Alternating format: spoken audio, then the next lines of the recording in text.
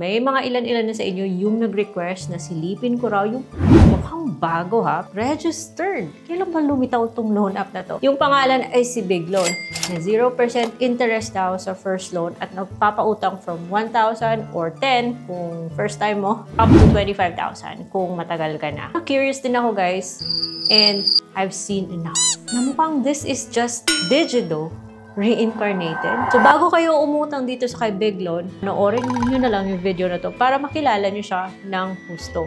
So, keep watching.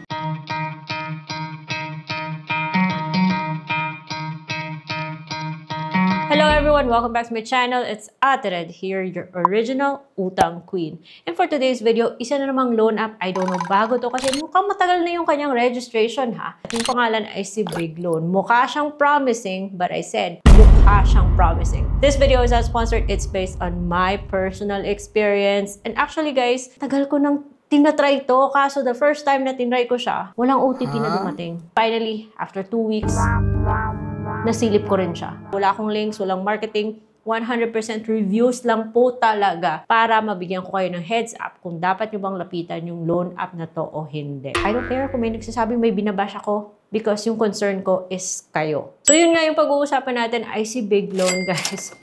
First impression, sa pagkakita ko pa lang ng kanyang mga pinanglalagay niya doon, Digido na Digido yung dating niya. Baka naman, di ba? I gave it the benefit of the doubt. Baka inspiration niya si Digido. Well, interface-wise, mukhang okay si Digido. Pero yung interest, ibang usapan na yan. Di ba? Si Digido po ay na-revoke yung license dahil sablay din siya sa mga policies mapatakaran ni SEC. Kaya na-revoke yung license niya. Wala siya ngayon sa Android. And kahit na nasa App Store pa siya, patuloy pa rin siya sa kanyang mga lending activities because the last time I checked, it's fighting for its license na makabalik. Anyways, so here comes itong si Big Loan and ito yung mga pinagsasabi guys. So 0% interest daw on your first loan, may ganito, long term, stuff like that. Ito yung mga requirements. 18 years old, Filipino, yung gano'n, 3 or 6 months, 12, 30. You know these things. Digido na Digido talaga yung design niya. Like I said kanina, baka lang, di ba? Baka lang parehas ng sila ng system. Until I downloaded the app and I gave it my phone number. Diyos ko, pag login ko, hindi na ako makaka-access nitong 0% interest niya kasi andun na yung lahat kong information. Meron na akong offer. Maximum offer na 10,000 pesos and then 1,000 yung minimum. Ang laki interest. Parang si Digido talaga siya guys. Dito sa 10,000, 14 days. Yung 10,000, babalik mo, 12,800. Kung doon ka naman sa 1,000 tsaka 14 days, 1,280 yung ibabalik mo. Mataas yan ha. Imagine, that's like more than 20% of your loan. Ibabalik mo kay Digido. Ano to? 2.1, 1.6, tulad ni Digido. Pag scroll down ko na, bigla ako, pati bank info ko na ginagamit kay Digido, andun na kaagad ha. So, it's Digido na Digido. They're doing it again. Remember, di ba, si Robocash na wala, bumalik si Digido. So, parang may something fishy tayo. Kaya dapat mag-ingat tayo. So, it doesn't matter kung ano ba yung nangyayari, paano ba to. Kasi itong si Big Loan ha, under sa fingertips, something. Nasa list of recorded online lending platforms to ni SEC. I think matagal itong si Big Loan. I don't know what's going on. Baka binili, baka kung ano man, in-acquire, may partnership, isa rin may-ari. We don't know that. But there's one thing for sure. Yung interest niya is mataas. Kung gusto mo na i-increase yung limit mo, gusto mo more than 10,000 yung hihingi rin siya ng SSS verification tulad sa ginagawa ni Digido. So, doon sa 10,000, kung babayaran mo siya in 30 days, then you'll pay 15,400. Extend ka ng extend dyan. Babayaran mo 5,400 just to extend the loan. Tapos sasabihin niya that you will take, it's as if ha, meron kang parang pinapakita niya sa'yo, buo mo siyang matatanggap at wait. Connect ko yung kanyang loan agreement. Andun na lahat yung information ko. Andun na yung IDs na sinabit ko para nung nag-apply ako kay Digido. Yung info ko na galing pa kay Robocash, andun na. Papadala niya daw sa bank. Yung kanyang interest pala na binigay sa akin kasi kay Digido 1.6. Dito sa kay Big Loan 1.8. Daily yan. Kaya ang taas-taas. Kung malate ka, may penalty pa siyang 6. So, ipagpapatuloy mo pa ba? Pwede siyang magpadala through GCash, pero dapat sarili mong GCash yan. Hindi pwedeng GCash ng iba. Naghintay akong magpadala siya ng OTP. Walang dumating na OTP, error daw. I logged out. Ewan ko, there's no way to delete the account siguro. I mean, at least maybe there is, pero pahirapan.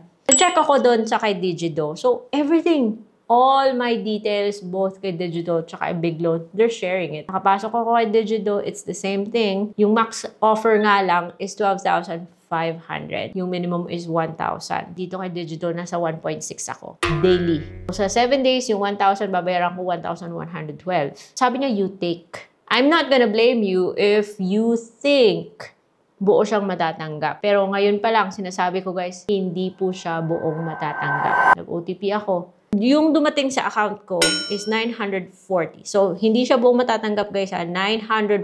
So, may kaltas siyang 60 pesos. Bayaran ko kaagad 1,000. By the way, kung gusto nyo bayaran, may pa-QR si Digido ha. So, babayaran mo, QRPH, mayroon ring lifetime ID, and then, yung binayaran ko is 1,102. So, day 1 pa lang, may daily interest na siya.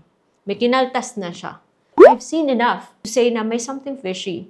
Why are they sharing my information? It's the first time I tried Big Loan. Pero bakit nasa kay Big Loan na kaagad yung information ko? Hindi ko na ma-take advantage yung kanyang 0% interest. Yung first kong nag-try kay Robocash at kay Digido, parang marketing BS lang yung 0% interest na yan. So, before I end this video, let me remind you again and again, na mag-ingat po tayo sa kung anong dinadownload natin, saan tayo nag-a-apply, and it doesn't mean na kahit na SEC registered, it's a good app. And kung first time mo and you want to take advantage of the 0% interest daw, which I'm sure 7 days or 14 days na ibibigay sa inyo, don't expect na ma-approve kayo sa mataas na amount. Sabi niya, up to 10,000 if it's your first time, but malay mo, baka i-approve ka niya sa 1,000 kahit na yung in-applyan mo is 10.